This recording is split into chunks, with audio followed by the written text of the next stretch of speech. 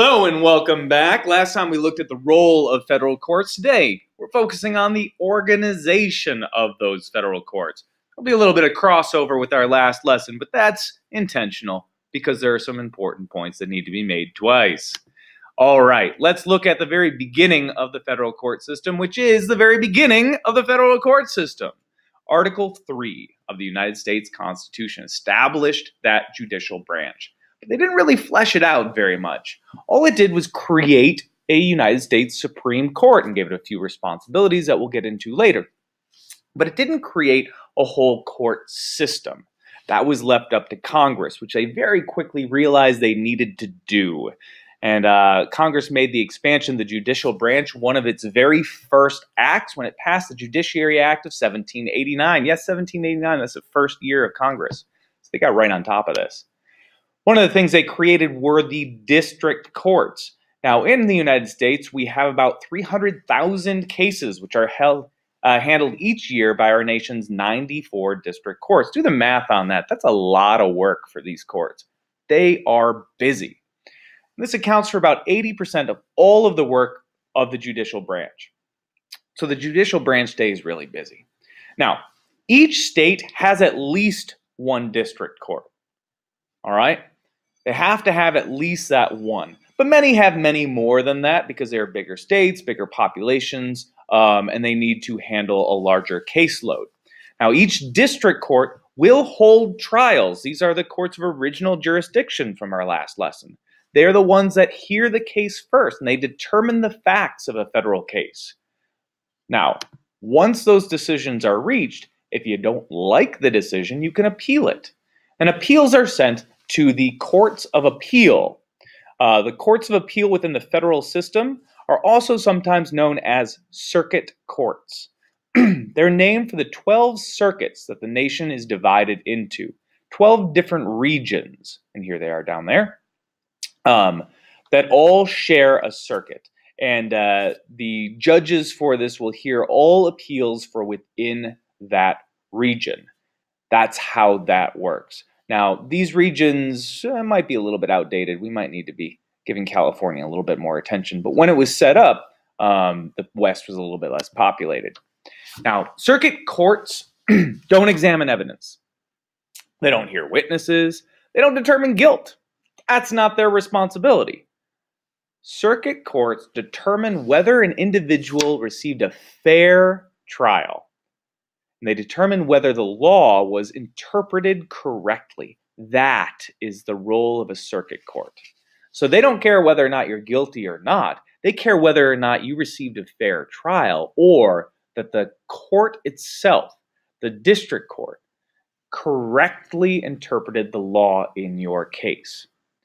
That is how that works. Now, the 3 judges within the appeals courts, each one has 3, will then affirm or reverse the decision of the district court. So based upon what they see with the fairness of the trial or the application of the law, they'll say, all right, district court got it right. Case is affirmed. That is, whatever the district court decided is good.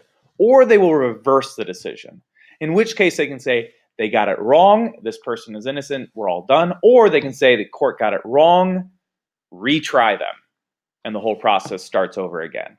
And that's up to that appellate court system to determine. Now, the United States Supreme Court is the highest court in the United States. Okay, this is the big dog. It's at the top of the pyramid. It's the boss. Now, its main purpose is the court of final appeal for state or federal cases. So that appeals court affirms a decision or possibly reverses the decision of a district court, and somebody wants to pursue this issue further. They want to appeal it again. It can go all the way up to the United States Supreme Court as the final court of appeal. You can't appeal these guys. They have the final say. Now, the Supreme Court has original jurisdiction over some cases.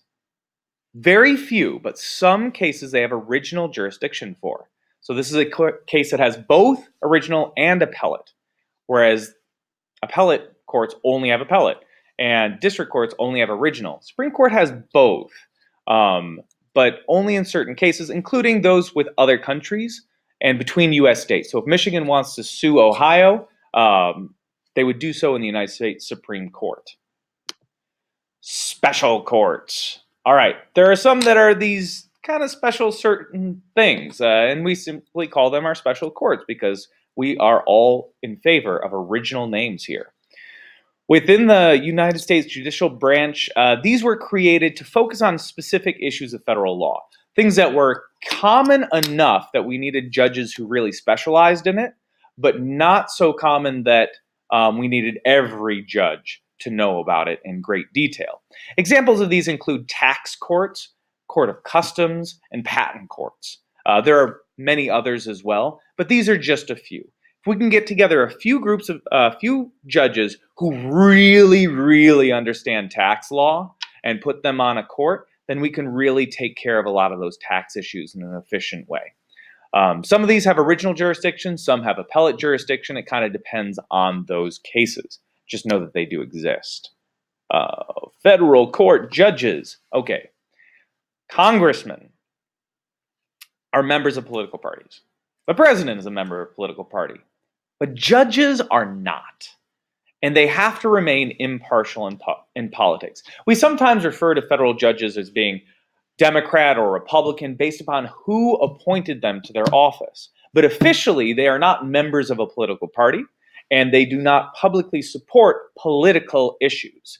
That's not their job. That's not what they do. Congressmen, political entities, create laws that affect the entire nation, but judges have to apply these laws to individuals, and they have to be able to do so impartially with just the law in mind. If that law was created by a Republican Congress and the judge was appointed by a Democratic president, it doesn't matter. The judge has to apply the law as it's written, even if he may disagree with it. That's how the system works. Now, judges balance the rights of individuals with the needs of the nation.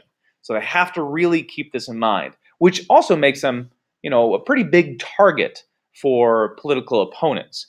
And frequently their decisions are criticized loudly and publicly. That's just part of the job.